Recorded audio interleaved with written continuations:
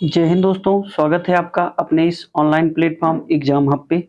आइए हम लोग बिहार स्टेट का जो साइंस वर्ग है या कह सकते हैं कि विज्ञान वर्ग का जो पेपर है, पेपर फर्स्ट जो होगा, उसको हम लोग टारगेट करते हुए चल रहे हैं। आपके सिलेबस के अकॉर्डिंग प्रीवियस ईयर पेपर को आधार बनाकर यहाँ पे प्रश्नों को सेट किया गया है और आप लोग भी कोशिश करिए कि इन सवालों का आंसर दें और देखिए कि कितने क्वेश्चन आपके सही हो रहे हैं। कुछ बहुत ही महत्वपूर्ण सवाल हैं जो एग्जाम में बार-बार पूछे जाते हैं और जो भविष्य में या कह सकते हैं 2-3 दिन में एग्जाम होने वाला है, जो टाइम बचा हुआ है, उसमें हम लोग अच्छे से प्रैक्टिस करेंगे और सवालों को हल करने की कोशिश करेंगे। अगर ये क्लास आपको अच्छी लगती है तो भैया चैनल को सपोर्ट करिएगा, लाइक, सब्सक्राइब और शेयर करिएगा। चलिए शुरुआत करते हैं। कह रहा है निम्न तत्वों में से किसमें न्यूट्रॉन नहीं होते हैं? न्यूट्रॉन नहीं होते हैं। तो सबसे पहले ये जानिए तत्व क्या होता है? ये भी थोड़ा-सा समझ लीजिए कि जो तत्व है वो क्या होता है, इसे एलिमेंट कहा जाता है। एलिमेंट ऐसे भौतिक और रासायनिक जो ऐसे पदार्थ होते हैं जो साधारणतः भौतिक और रासायनिक पदार्थ जिनके होते हैं, जैसे ताप, प्रकाश, विद्युत ऊर्जा, इसका प्रभाव इन पर नहीं पड़ता है एलिमेंट का। और ये जो होते हैं 2 या 2 से अधिक पदार्थों में नहीं विभाजित होते हैं, 2 या 2 से अधिक पदार्थों में विभाजित नहीं होते हैं, इन्हें तत्व कहा जाता है। तत्व जो होते हैं वो ठोस अवस्था में भी हो सकते हैं, द्रव अवस्था में भी हो सकते हैं, गैस अवस्था में भी हो सकते हैं। जैसे अगर हम ठोस अवस्था की बात करें या फिर द्रव अवस्था की बात करें या गैस अवस्था की बात करें, तो जैसे सोडियम हो गया, कार्बन हो गया, ये ठोस अवस्था में। अगर पारे की बात करें या फिर हम बात करें गैलियम या पारा जो होता है जिसका फॉर्मूला Hg होता है, और ब्रोमीन जो है ये किस अवस्था में है? द्रव अवस्था में। हाइड्रोजन की बात करें, एकमात्र ऐसा जो अधात्विक तत्व है ब्रोमीन, जो लिक्विड फॉर्म में पाया जाता है। हाइड्रोजन की बात करें और ऑक्सीजन की बात करें तो ये गैसीय फॉर्म में पाया जाता है। तो एलिमेंट ऐसे तत्व ऐसे पदार्थ होते हैं जो जिनका भौतिक और रासायनिक परिवर्तन नहीं हो सकता, ये एक दूसरे से टूट के अलग नहीं हो सकते, तो ये कहलाते हैं एलिमेंट। एलिमेंट 2 प्रकार के तत्व, 2 अवस्था अगर पूछे, अवस्था 3 होती है, बहुत ठोस, द्रव और गैस अवस्था। अगर पूछे प्रकार वर्गीकरण जब करेंगे तत्वों का तो हम देखेंगे धात्विक और अधात्विक, धात्विक और अधात्विक, उसको हम आगे देखेंगे।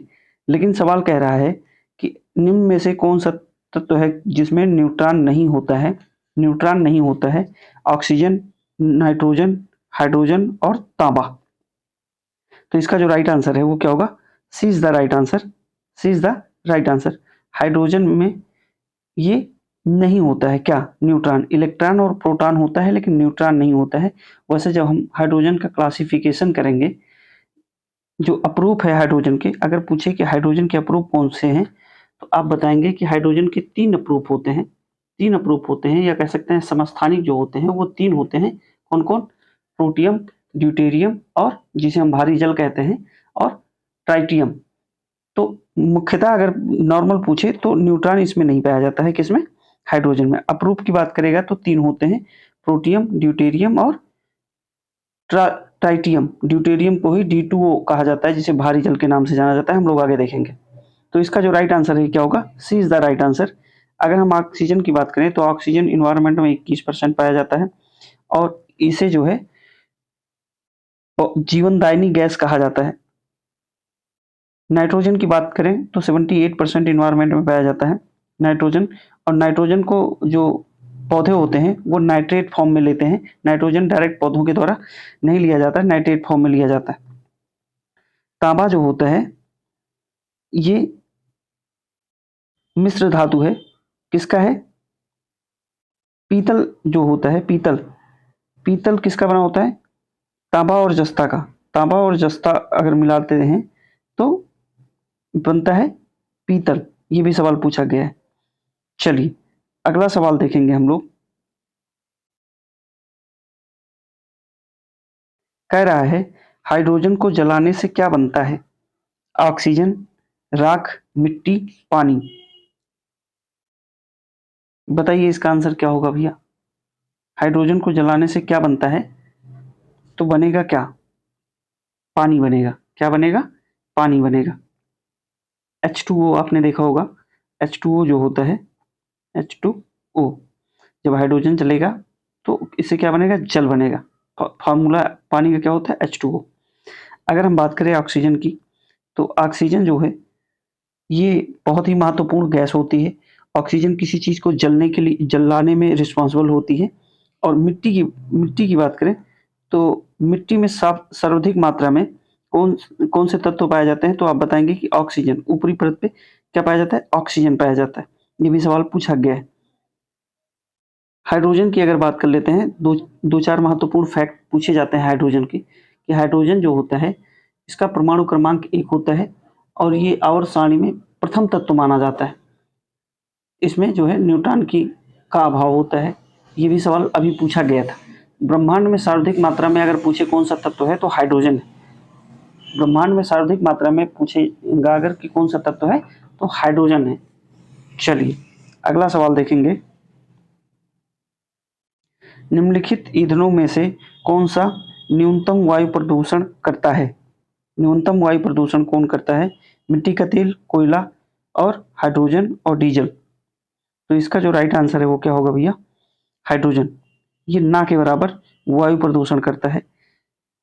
और हाइड्रोजन भविष्य का ईंधन कहा जाता है। भविष्य का ईंधन किसे कहा जाता है, हाइड्रोजन को कहा जाता है। ये भी थोड़ा सा ध्यान दीजिए।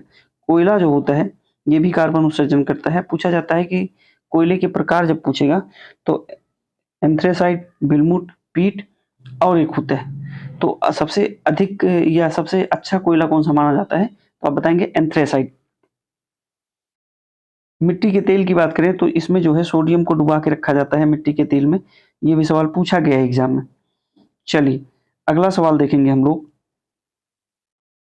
भारी जल का रासायनिक फार्मूला क्या होता है? अभी हम लोगों ने चर्चा किया भारी जल बनता कैसे है और इसका नाम क्या है। भारी जल का नाम ड्यूटेरियम होता है। इसका जो फार्मूला है वो क्या होता है भैया, D2O। B is the right answer. D2O होता है। इसे ही भारी जल कहा जाता है। भारी जल कहा जाता है। ये जो होता है हाइड्रोजन के समस्थानिक आइसोटोप हैं। जैसे आइसोटोप में 3 हैं मुख्यतः, प्रोटियम, ड्यूटेरियम और एक है ट्राइटियम। तो जो ड्यूटेरियम है ये, इसमें क्या होता है, ये भारी जल होता है और इसका फार्मूला D2O होता है। कई बार ये जो है मंदक के रूप में प्रयोग किया जाता है। नाभ के विखंडन की प्रक्रिया जो होती है उसमें D2O का प्रयोग मंदक के रूप में किया जाता है। ये भी पूछा गया है, मंदक के रूप में किया जाता है। चलिए अगला सवाल देखेंगे। कह रहा है न्यूक्लियर न्यूक्लियर रिएक्टरों में विमंदक और प्रशीतक दोनों की तरह प्रयुक्त होने वाला पदार्थ कौन सा है? साधारण पानी, भारी जल, द्रव अमोनिया और द्रव हाइड्रोजन। तो इसका जो राइट आंसर है वो क्या होगा, भारी जल। B is the right answer. अभी हमने देखा D2O। D2O फार्मूला याद रखिएगा। द्रव अमोनिया की बात करें तो ये जो है किसी भी खाद्य पदार्थ के संरक्षण के लिए होता है। अगर इसमें रखा जाता है तो ये जो है काफी समय तक सुरक्षित रहता है। अगला सवाल देखेंगे हम लोग। गुरु जल क्या है? गुरु जल की बात कर रहा है, शब्दों का खेल है भैया। गुरु जल की बात कर रहा है वही भारी जल जिसे D2O कहा जाता है। तो क्या है, तो हाइड्रोजन है और ऑक्सीजन है। हाइड्रोजन है और ऑक्सीजन है। कौन सा ऑक्सीजन है ये भी पूछ रहा है और कौन सा हाइड्रोजन है। तो इसमें दोनों ऑप्शन, 4 ऑप्शन दिया, oxygen, heavy hydrogen, hydrogen oxygen, hydrogen नवजात oxygen, heavy hydrogen, heavy oxygen. तो इसका जो राइट आंसर है वो क्या होगा, A is the right answer. Oxygen होता है और हैवी हाइड्रोजन होता है, D2O। चलिए अगला सवाल देखेंगे हम लोग।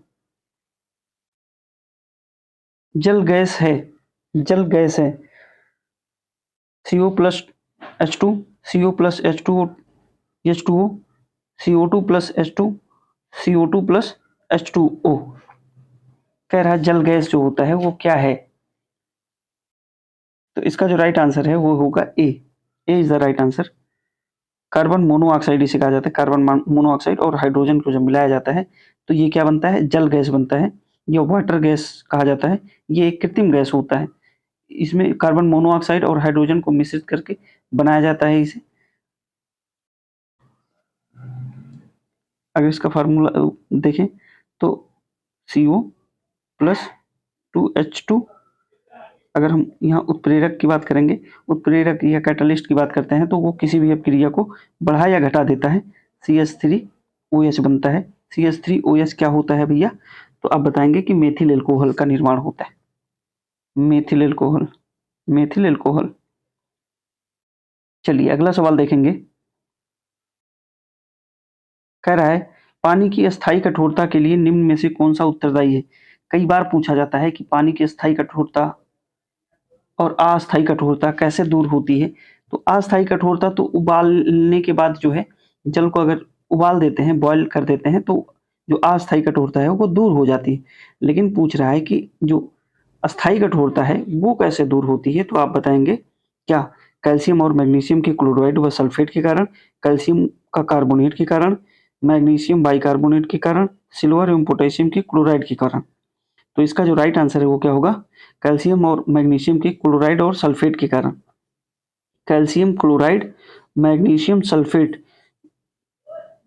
इसी के कारण पानी की अस्थायी कठोरता दूर की जाती है। ये आप लोग याद रखिएगा।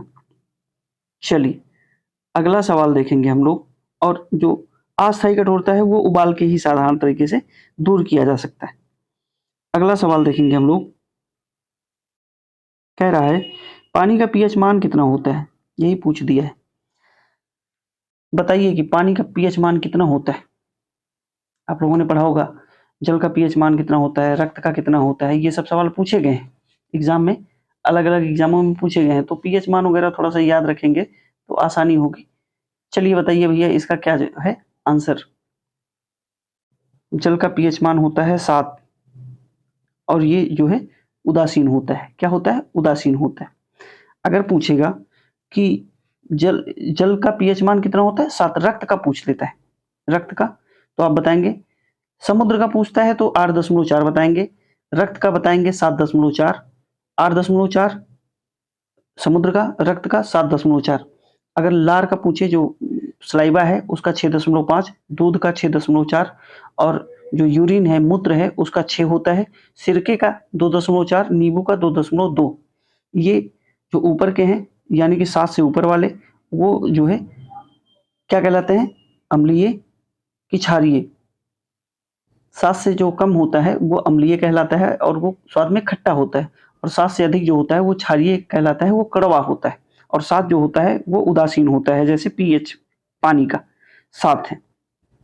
तो इसका जो राइट आंसर है, B is the right answer. अगला सवाल देखेंगे हम लोग। पानी का शुद्धतम रूप क्या है? नल का पानी, समुद्र का जल, वर्षा का पानी, आसवित जल। तो इसका जो राइट आंसर है, आसान सवाल है, वर्षा का जो जल होता है वो शुद्धतम रूप होता है, लेकिन उसमें कुछ अशुद्धियां मिल जाती हैं तो वो भी अशुद्ध हो जाता है। लेकिन अगर एग्जाम में पूछा है शुद्धतम रूप, तो वर्षा का जल है, वर्षा का जल है। अगला सवाल देखेंगे। अब हम थोड़ा सा तेजी से करेंगे, क्योंकि जो जहाँ पे जरूरत थी समझने की वो हम लोग समझ चुके हैं। आप क्वेश्चन आंसर थोड़ा तेजी करेंगे। निम्नलिखित में से कौन सी गैस पीने के पानी को शुद्ध करने के लिए प्रयोग में लाई जाती है? जो जल है, जैसे आप लोगों ने देखा होगा, अगर बचपन सामान्य बीता हो तो पहले आते थे वो कुएं में जल डाल, जो जल होता था उसको शुद्ध करने के लिए लाल दवा पड़ती थी, और उसी लाल दवा को जो है हम लोग सामान्य तरीके से क्या कहते हैं? तो आप बताएंगे कि शुद्ध करने के लिए जो दवा है वो क्या है? क्लोरीन। क्लोरीन की दवा डाली जाती थी भैया, है ना। तो इसका जो राइट आंसर है वो क्या होगा? B is the right answer.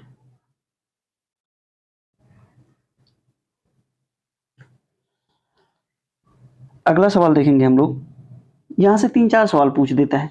जो पानी शुद्ध करने के लिए है वो उसमें क्या क्या, जैसे क्लोरीन हो गया तो उसका प्रयोग कर लेते हैं, उबाल कर भी जो है हम जल को शुद्ध कर सकते हैं, या फिर कह सकते हैं कि अभी हमने देखा सोडियम और कैल्शियम और मैग्नीशियम के क्लोराइड और सल्फेट के कारण जो है हम इसको शुद्ध कर सकते हैं।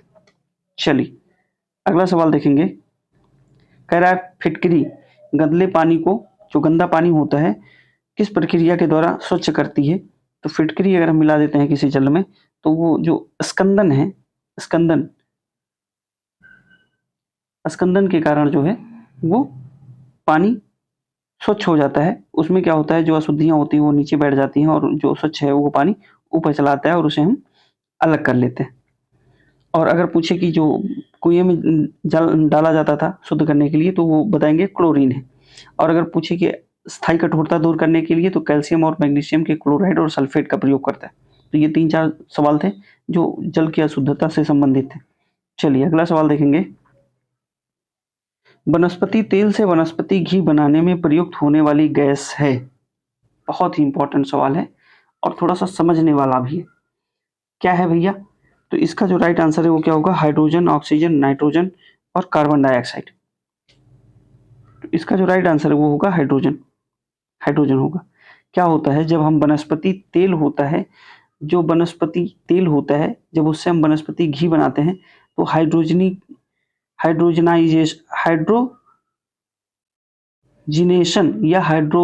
की प्रक्रिया जो होती है, इसी के द्वारा हम लोग वनस्पति तेल से वनस्पति घी बनाते हैं और इस प्रक्रिया को हाइड्रोजिनेशन कहा जाता है या हाइड्रोजनीकरण कहा जाता है। इसमें क्या होता है कि जब हम वनस्पति तेल ले लेते हैं, वनस्पति तेल ले लेते हैं और क्या करते हैं, हाइड्रोजन ले लेते हैं। जब हम क्रिया कराते हैं किससे? निकिल से। निकिल को ही हम लोग क्या कहते हैं? जस्ता कहते हैं, है ना। निकिल से जब हम क्रिया कराते हैं, उसके बाद यहाँ टेम्परेचर 150 के आसपास रखते हैं, 150 से 180 के आसपास टेम्परेचर होता है, डिग्री सेल्सियस होता है। तो ये बनता क्या है? वनस्पति घी बनता है। वनस्पति घी बनता है और ये काफ़ी नुकसानदायक होता है। क्या? नुकसानदायक होता है। जब वनस्पति तेल से हाइड्रोजनीकरण की क्रिया के द्वारा वनस्पति घी तैयार किया जाता है, तो ये काफ़ी नुकसानदायक होता है। तो वही पूछ रहा है, वनस्पति घी बनाने के लिए कौन सी गैस प्रयोग होती है? तो हाइड्रोजन गैस प्रयोग होती है। हाइड्रोजन गैस प्रयोग होती है भैया। और एक सवाल ये भी पूछा जाता है कि जो पैकेट होती है चिप्स वगैरह की, उसमें कौन सी गैस भरी होती है जो पदार्थ होते हैं उसके संरक्षित करने के लिए? तो नाइट्रोजन गैस भरी होती है। अच्छा, यहाँ समस्या क्या होती है? तो ये जो वनस्पति घी होती है, जो हाइड्रोजनीकरण की प्रक्रिया के द्वारा बनाया जाता है, वो कैंसर कारक होता है। ये थोड़ा सा याद रखिएगा और ये ध्यान दीजिएगा, किसका प्रयोग किया जा रहा है? निकेल का प्रयोग किया जा रहा है यहाँ पे। अगला सवाल देखेंगे हम लोग। वनस्पति तेलों में हाइड्रोजनीकरण में निम्नलिखित में से किस उत्प्रेरक का प्रयोग किया जाता है? अभी हमने देखा, तो किसका प्रयोग किया जाता है भैया? निकेल का। निकेल का। C is the right answer. C is the right answer.